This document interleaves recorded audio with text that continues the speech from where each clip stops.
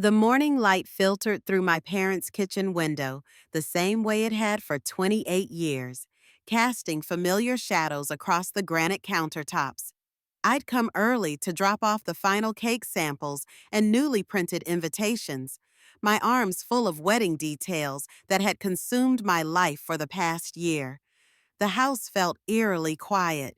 No coffee brewing, no morning news murmuring from the living room, no sound of my mother's routine bustling. I set the boxes on the counter and called out, "Mom, Dad," nothing. Then I saw it. A single sheet of white paper, folded once, sitting precisely where my mother usually left her cheerful sticky notes about flower pickups and seating arrangements. But this wasn't her looping blue handwriting. This was black ink, sharp and final.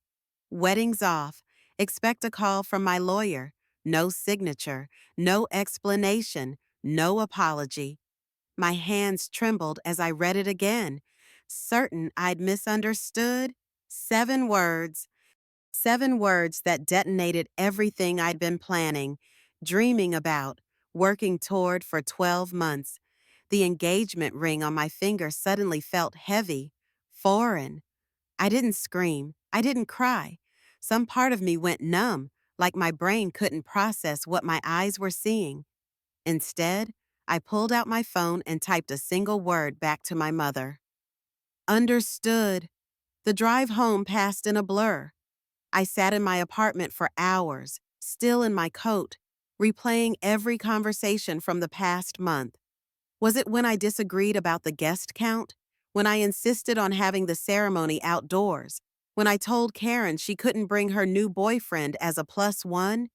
But deep down, I knew this wasn't sudden. This wasn't a tantrum. Someone had planned this carefully, methodically. The question was why. By evening, I still hadn't heard from them. Not one call. Not even a follow-up to that devastating note. But I got something else. Something that made my blood run cold. My cousin Courtney texted, "Hey, I think this was meant for someone else, but it showed up in my email. You should see it." The screenshot she sent was from a group chat titled Monroe Family Wedding Updates. My heart pounded as I scanned the names. Julia, Karen, Dad, they'd been planning a celebration all right, just not mine. The florist's invoice had been updated, replacing my name with Karen's.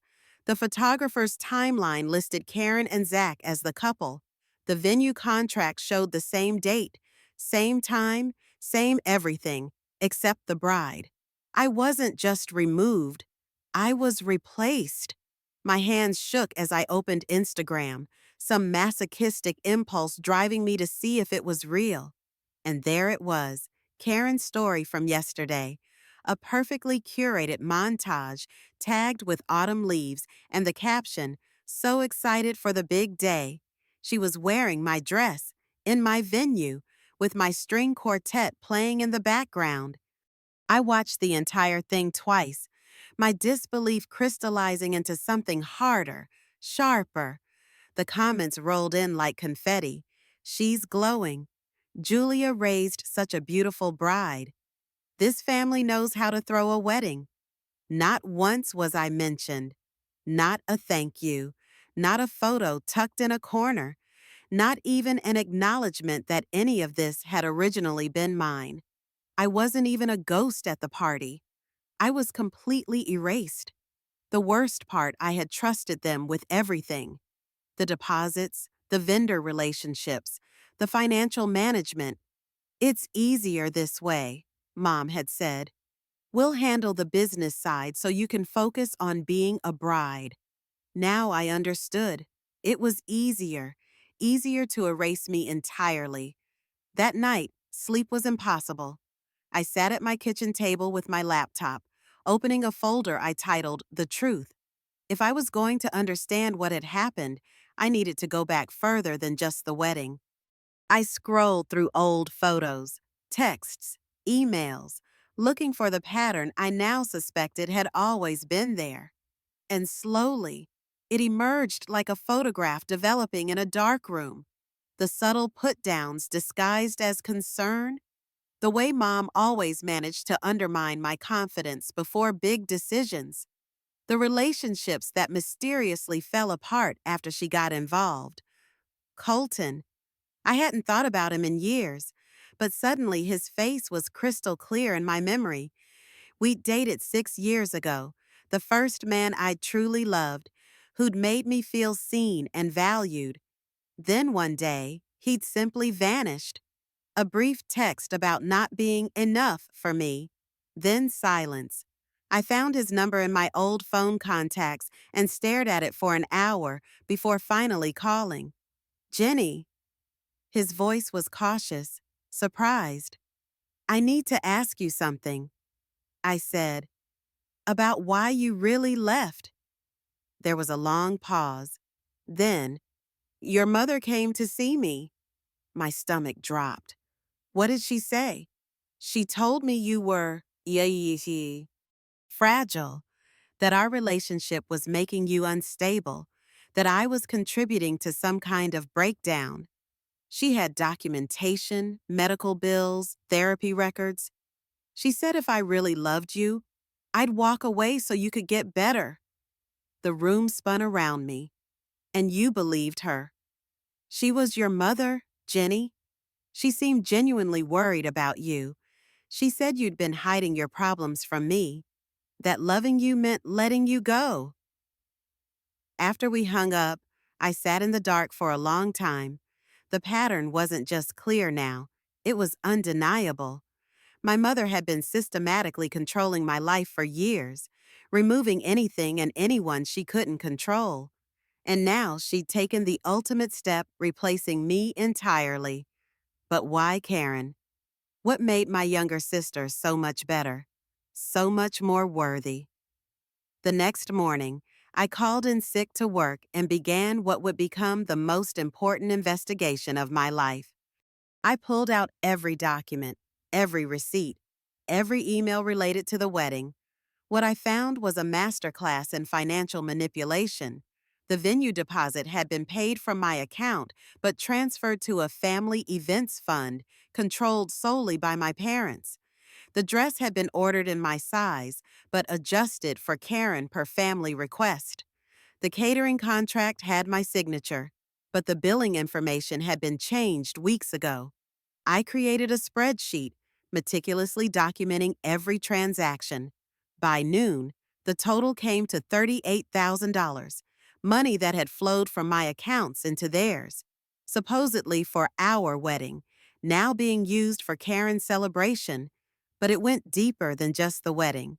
As I dug through old bank statements, I found a pattern of family emergencies where I'd loaned money that was never repaid. Karen's car down payment, Dad's temporary business loan, Mom's charity fundraiser that somehow never got off the ground. I'd been funding their lifestyle for years without realizing it. That afternoon, I called a lawyer. Sarah Chen listened patiently as I explained the situation, occasionally asking for clarification but never expressing surprise. When I finished, she was quiet for a moment. Jenny, she said finally, this isn't just about a wedding. This is systematic financial abuse. And if they've been forging documents with your signature, it's fraud. What are my options? We build a case, document everything, and we prepare for them to fight dirty. Over the next few days, as I pieced together the evidence, I kept coming back to the same question, why? What had driven my mother to such elaborate deception? The answer came from an unexpected source, my Aunt Linda, Mom's older sister, who called after hearing rumors about the wedding being postponed. I'm worried about Julia, she said. This whole thing with Karen, it's bringing back memories. What memories? Linda sighed. Your mother never told you about David, did she? David, it turned out, had been Julia's first fiancé. She was 25, planning a big wedding. When he called it off 3 weeks before the ceremony, not only had he left her, but he'd also taken their joint savings and disappeared with her maid of honor. She was devastated, Linda explained. Not just heartbroken, financially ruined. Our parents had to pay for the canceled wedding, and Julia was so ashamed she moved to Charleston to start over. She swore she'd never let that kind of failure happen to her daughters. Suddenly, everything clicked into place. My mother wasn't just controlling, she was terrified. Terrified that I would fail the way she had, that I would be abandoned and humiliated. In her mind, she wasn't stealing my wedding. She was protecting me from inevitable disaster. And Karen was safe, compliant, unlikely to make waves or challenge authority. Karen would have the perfect wedding Julia had never had, and Julia would finally be vindicated. It was twisted logic, but it was logic nonetheless. I knew I had to confront Karen directly, but I waited until I had all my evidence gathered. When I finally called her, my voice was steady and calm. "We need to talk," I said. "Just the two of us."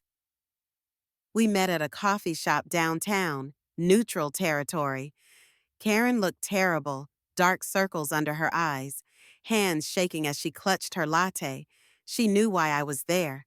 "I didn't want it to happen this way," she said before I could speak. "But you let it happen. You don't understand." Her voice cracked. She's been planning this for months. She said you were going to ruin everything, that Jace would leave you just like David left her. She said the only way to save you was to take control. Save me from what? From yourself. Karen's composure finally broke. "She's been telling me since we were kids that you're too sensitive, too emotional, too much. She said men leave women like you, but they marry women like me, stable women, quiet women." The coffee shop felt too small, too warm. "So you just went along with it." I tried to say no at first, but then she showed me the therapy bills from when you were in college, the credit card debt, the time you ended up in the ER from a panic attack. She said if I didn't help her, you'd have a breakdown and potentially hurt yourself. I stared at my sister, really looked at her for the first time in years. The golden child, the perfect daughter. But I could see now what I'd missed before she was as trapped as I was, just in a different cage. "Karen," I said quietly, "when was the last time you made a decision Mom didn't approve of?" She couldn't answer, because there wasn't one. I should have known Julia wouldn't go down without a fight. The first sign came on a Monday morning when my boss, Patricia, called me into her office with an expression I'd never seen before, part concern, part suspicion. "Jenny, I need to ask you about something sensitive," she said, closing the door behind us. "We received a call on Friday from someone claiming to be a family friend. They said you're going through a severe mental health crisis and that your behavior at work might become unpredictable." My stomach dropped. What exactly did they say? They mentioned a history of emotional instability, panic attacks, and suggested you might be a liability to clients and colleagues. They sent documentation, medical bills, therapy records from years ago. Patricia pulled out a manila folder. "I have to ask, is any of this true?" I stared at the documents spread across her desk. My private medical information, records from college counseling sessions after my father's heart attack, even the ER bill from when I'd fainted at work 2 years ago due to low blood sugar. Someone had compiled a dossier designed to make me look unstable. "Patricia, those records are private medical information.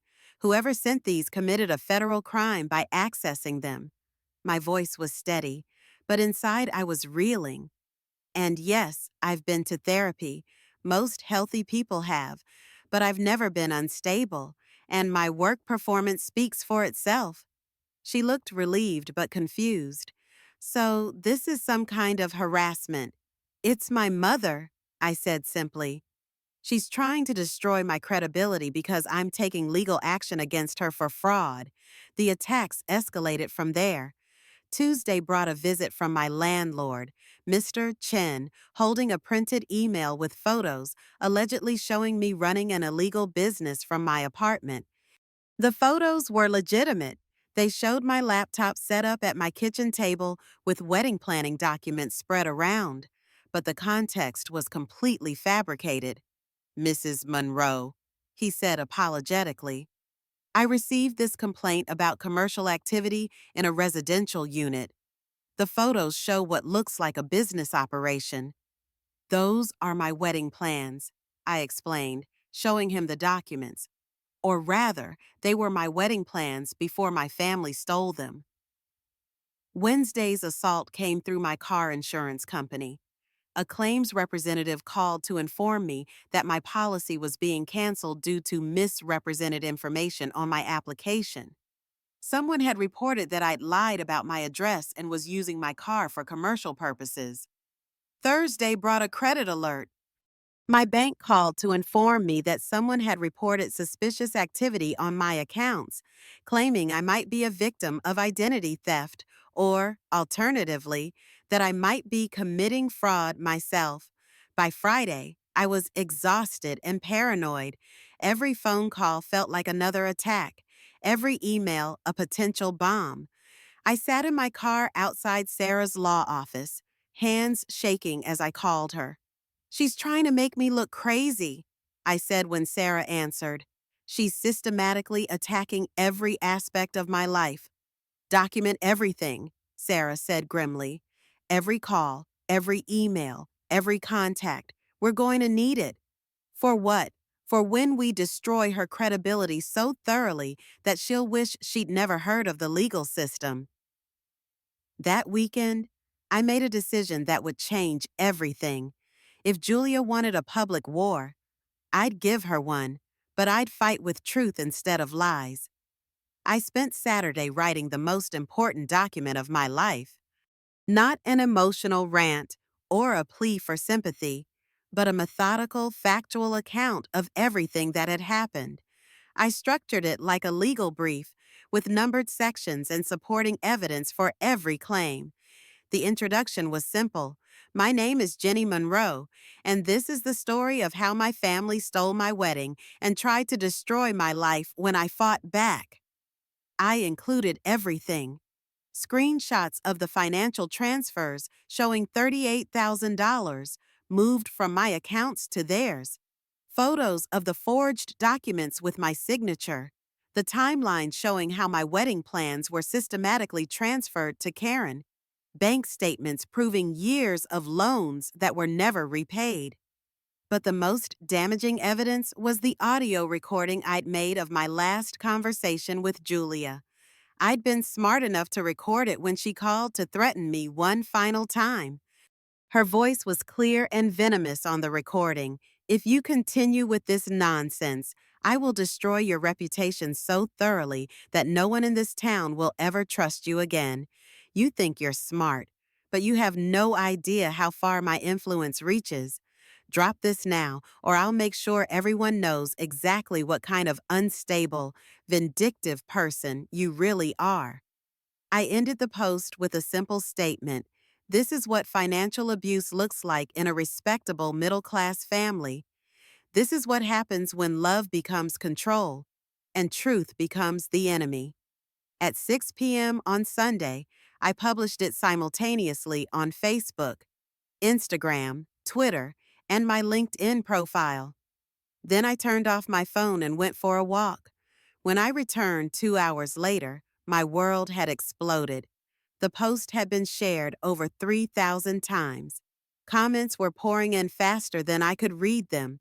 My phone showed 47 missed calls, 182 text messages, and 234 email notifications. Local news outlets were calling for interviews. Hash Justice for Jenny was trending on Twitter. Someone had created a TikTok analyzing the evidence that already had 100,000 views. But the response that mattered most came from people I'd never met. Women sharing their own stories of family financial abuse, of being gaslit and manipulated by people who claimed to love them. This happened to me with my mother-in-law. My brother stole my inheritance and convinced everyone I was lying. Thank you for being brave enough to speak up. Julia's counterattack came at midnight. She posted a long, carefully crafted response that must have been written by a PR professional. She painted me as a mentally ill young woman having a breakdown, claimed I was fabricating evidence and attacking family members who had only tried to help. She included testimonials from family, friends, and neighbors, all vouching for her character and expressing concern about my apparent mental state. The post was polished, professional, and completely convincing if you didn't know the truth, but I was ready for her. At 12:15 a.m., I posted my response, just the audio recording of her threatening me, with the caption, "This was recorded last week. Does this sound like a concerned mother trying to help her mentally ill daughter?" The internet's response was swift and brutal. Julia's supporters began deleting their comments. New comments flooded in, calling her a sociopath and demanding justice. Someone found her charity's financial records and began analyzing them publicly. By morning, Monroe Wedding Gate was trending nationally. What happened next exceeded my wildest expectations. The social media firestorm had attracted the attention of investigative journalists, and they began digging into Julia's background with the intensity of bloodhounds. Tuesday morning brought the first bombshell, and Rebecca Martinez, an investigative reporter for the Charleston Post and Courier, called me directly. "Jenny, I've been looking into your mother's financial activities, and I think you need to know what I've found." What she discovered was staggering. For the past 5 years, Julia had been systematically embezzling funds from the Charleston Women's Crisis Center, where she served as treasurer. The charity was supposed to provide emergency housing, legal aid, and counseling services for domestic violence survivors. Instead, Julia had been redirecting donations into a series of personal accounts. The wedding money she'd stolen from me wasn't an isolated incident. It was part of a pattern spanning years and involving hundreds of thousands of dollars meant to help the most vulnerable women in our community. I have bank records showing regular transfers from the charity account to accounts controlled by your mother, Rebecca explained. The amounts total over $280,000 over 5 years. She's been using domestic violence survivors' donations to fund her lifestyle. My hands trembled as I processed this information. How many women were turned away because there wasn't enough funding? According to the shelter director, they've had to turn away an average of 15 women per month for the past 2 years due to budget constraints. Jenny, your mother didn't just steal from you, she potentially endangered women's lives. The story broke Wednesday morning with the headline, "Charleston charity leader accused of massive embezzlement in wedding scandal fallout." But that was just the beginning. By Thursday, 3 more news outlets had picked up the story. The Post and Courier's investigation had inspired others to dig deeper. They found irregularities in 2 other charities where Julia had financial oversight. They discovered she'd been living well beyond her and my father's legitimate income for years. Friday brought federal attention. The FBI announced they were opening an investigation into potential wire fraud and charity embezzlement. The IRS confirmed they were auditing Julia's taxes going back 7 years. But the most devastating revelation came from an unexpected source, former employees of the Crisis Center who came forward with their own stories. Martha Rodriguez, a former intake coordinator, gave a tearful interview to Channel 5 News. "We had women sleeping in their cars because we couldn't house them. We had children going without meals because we couldn't afford food assistance. All while Julia Monroe was driving a new BMW and planning elaborate family vacations. I quit because I couldn't stand watching women suffer while she lived in luxury." The community's reaction was volcanic. Julia, who had built her reputation on helping vulnerable women, was revealed as someone who had stolen from them systematically. The hypocrisy was so stark, so cruel, that even her former supporters began turning against her. Sunday brought protests outside Julia's house, not organized demonstrations, but spontaneous gatherings of angry citizens holding signs reading, "Justice for survivors," and "Charity fraud is evil." The police had to barricade the street. The civil hearing was scheduled for a Tuesday morning in late October, but by then it had become a media circus. News vans lined the street outside the courthouse. Reporters jostled for position as I walked up the steps. Flanked by Sarah and two additional attorneys she'd brought in to handle the media attention. Julia arrived through a side entrance, wearing oversized sunglasses and a black coat. Looking like she was attending a funeral, her high-powered legal team, clearly expensive, surrounded her in a protective formation. Karen was already inside when I entered the courtroom, sitting in the front row looking pale and hollow-eyed.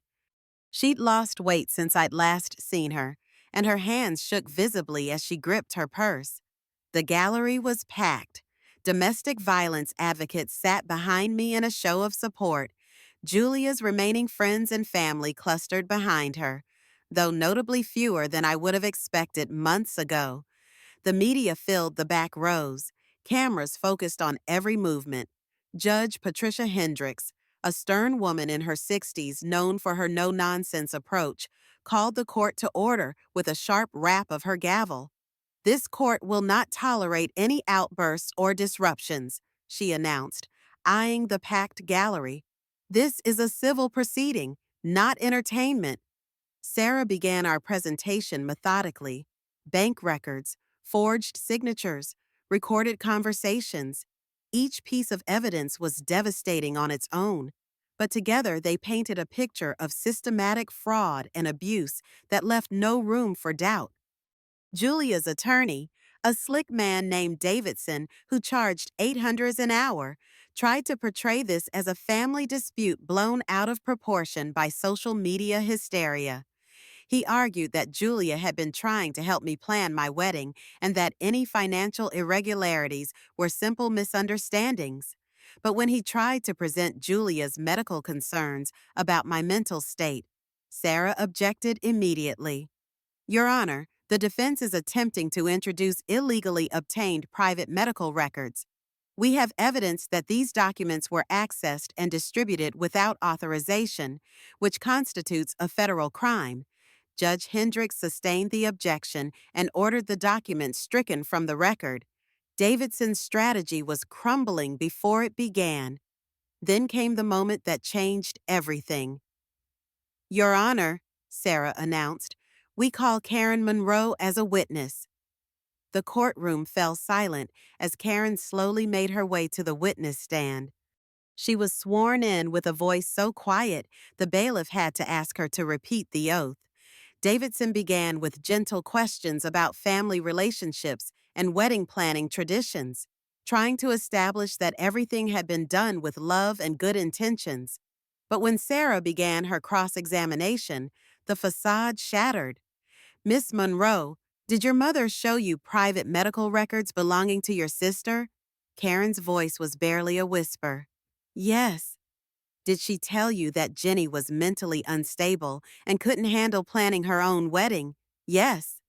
"Did she tell you that if you didn't cooperate with transferring the wedding to yourself, Jenny might have a breakdown and hurt herself?" Karen looked directly at Julia for the first time, her face crumpling. She said Jenny inherited the family curse, that women in our family always get abandoned because we're too much for men to handle. She said if I didn't help save Jenny from herself, I'd be responsible when Jace left her." The courtroom was dead silent except for the sound of Karen's quiet sobbing. "Did you want Jenny's wedding?" Sarah asked gently. "No." Karen's composure finally shattered completely. "I never wanted it. I was terrified Mom said if I didn't do it, Jenny would end up like her, alone and bitter and ruined. She said this was the only way to protect Jenny from herself." She turned toward me, tears streaming down her face. I'm so sorry, Jenny. I was scared. I believed her when she said you were sick, that you couldn't handle disappointment, that this was the only way to save you. I thought I was protecting you from something worse. The silence that followed was deafening. Julia's face had gone white as paper. Her attorney looked like he wanted to disappear into the floor. Even the media, usually buzzing with whispered commentary, was struck mute. Did your mother threaten you if you didn't cooperate? Sarah continued. Karen nodded, wiping her eyes. She said if I didn't help her, she'd tell everyone that I was jealous and vindictive, that I'd destroyed my own sister out of spite. She said she'd make sure I was cut off from the family financially and socially. I was terrified of being alone. Judge Hendricks leaned forward. Miss Monroe, are you testifying that you were coerced into participating in this scheme? Yes, Your Honor. I was manipulated and threatened into stealing my sister's wedding. I didn't want to do it, but I was scared of what would happen if I refused. Julia suddenly stood up, her composure finally cracking. She's lying. She wanted the wedding. She was jealous of Jenny's relationship and saw an opportunity to take what she wanted. Mrs. Monroe, sit down, Judge Hendricks commanded. But Julia was beyond reason now. I was protecting my daughters. Jenny is unstable. She always has been. She can't handle real responsibility. I saved her from a public humiliation. Mom, stop, Karen cried from the witness stand. You ungrateful little... Julia started toward Karen before her attorney grabbed her arm. Your Honor, he said desperately, my client is under enormous stress. I request a recess. But the damage was done. Julia's mask had finally slipped completely, revealing the controlling, manipulative person underneath. Her outburst had been witnessed by a packed courtroom and recorded by multiple news outlets. Judge Hendricks gavelled for order as Julia was escorted from the courtroom, still shouting about protecting her family and saving me from myself. The silence that followed felt like the aftermath of an explosion. Karen remained on the witness stand, tears still flowing, but her posture somehow straighter, as if an enormous weight had been lifted from her shoulders. Miss Monroe, Judge Hendricks said gently, do you need a moment to compose yourself? Karen shook her head. No, Your Honor. I'm ready to tell the whole truth now, all of it. The judge's ruling was swift and decisive. Julia was ordered to pay restitution of $45,000 and faced criminal charges for fraud and embezzlement. The charity investigation revealed over $200,000 in misappropriated funds, ensuring she'd likely spend time in prison. But sitting in that courtroom, listening to the verdict, I felt no triumph, only exhaustion and a strange sense of loss. This wasn't the family I'd wanted to fight against. It was the family I'd wanted to belong to. Karen and I barely spoke for weeks after the trial. She moved out of Mom and Dad's house and into therapy, determined to untangle years of manipulation and gaslighting. Dad, caught between loyalty to his wife and the undeniable evidence of her crimes, seemed to age 10 years overnight. Jace and I postponed our wedding indefinitely. Not from doubt about our relationship, but from recognition that I needed time to heal, to figure out who I was without my family's expectations and control. I want to marry you, I told him one evening as we walked along the beach. But I want to marry the real me, not the version of me they created. He took my hand and squeezed it gently. Take all the time you need. I'm not going anywhere. 6 months later, I stood in a conference room downtown, looking at a dozen women who'd all experienced some form of family financial abuse. We met every Thursday evening, sharing stories and strategies for rebuilding our lives. The hardest part isn't the money, said Maria, a woman whose husband had stolen her inheritance. It's learning to trust your own judgment again. Heads nodded around the room. I understood completely.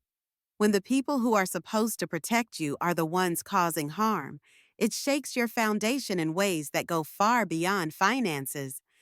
The support group had grown out of the media attention from my case. Apparently, family financial abuse was far more common than anyone wanted to admit. Dozens of women had reached out, sharing similar stories of manipulation, control, and systematic theft by people they trusted.